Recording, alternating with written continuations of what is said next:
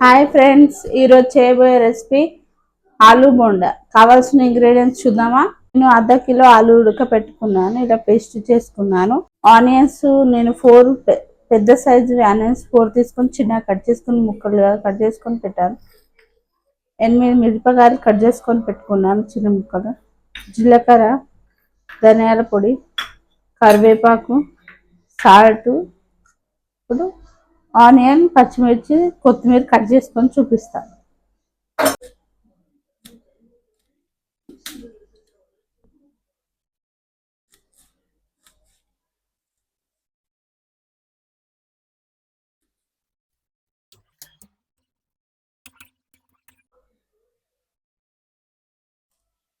కొత్తిమీర తీసుకున్నాను.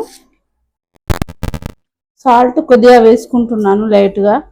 కొంచెం తినే సోడా వేసుకుంటున్నాను. 2 టీ స్పూన్ కారం వేసుకున్నాను. సాల్ట్ వేసుకున్నాను, తినే సోడా వేసుకున్నాను, కారం వేసుకున్నాను. ఇప్పుడు కలుపుకుందాం మనం. 1/2 కేజీ శనగపిండి తీసుకున్నాను, 1/2 కేజీ ఆలు తీసుకున్నాను. ఇప్పుడు కలుపుకుందాం. పిండి కలుపుకొని చూపిస్తాను. నేను 1/2 కేజీ శనగపిండి కలుపుకొని పెట్టుకున్నాను.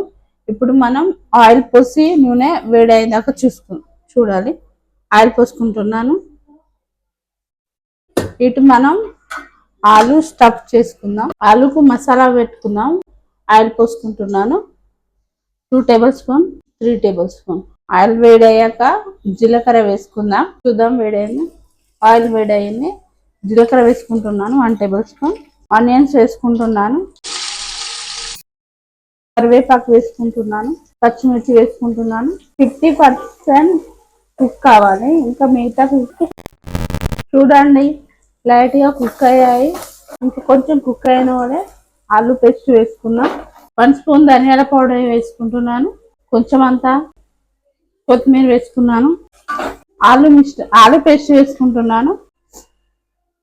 సాల్ట్ వేసుకుంటున్నాను 1/2 స్పూన్. ఆలు పేస్ట్ వేసుకున్నాను. ఇప్పుడు కలుపుకుందాం. లైట్గా పసుపు వేసుకున్నాను. ఇప్పుడు కలుపుకుందాం.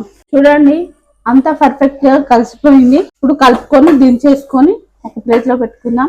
బాల్స్ చేసుకుందాం. ఇలా ఆలు పేస్ట్ ను బాల్స్ గా చేసుకోవాలి. ఇలా బాల్స్ గా చేసుకొని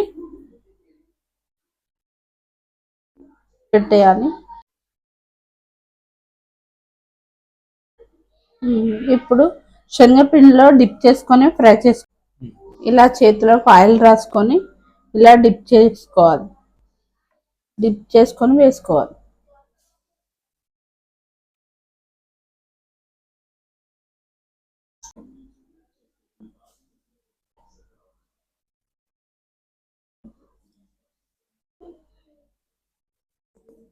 ఫ్రై కానిద్దాం. చూడండి ఫ్రై అయ్యాయి ఆలు బోండా. ఇప్పుడు పక్కకు పెట్టుకుందాం. చూడండి ఆలు బోండా రెడీ అయింది.